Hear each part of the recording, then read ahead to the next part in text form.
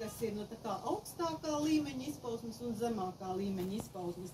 Un brīvība priekš Urāna, tā ir viņa zemākā izpausme. Tātad lauvas zīme un ūdensvīra zīme, jeb saule un Urāns, kas pārvalda šo te lauvas ūdensvīra asi, tātad viņas savā starpā ļoti ietekmē viena otru.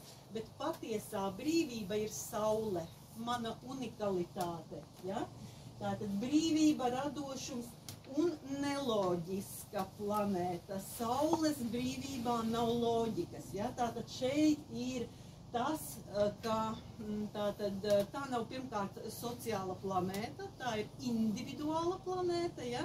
Līdz ar to tātad viņa nav pakļauta reglamentam, noteikumiem, sabiedrības kaut kādām tur stereotipiskām situācijām, ja? Un tāpēc šeit nav loģikas. Ja? Tā ir noteikti iziešana no komforta zonas. Un jautājums, jūs varat uzdot sev jautājumu, vai jūs esat cilvēks, kurš grib dzīvot komfortā,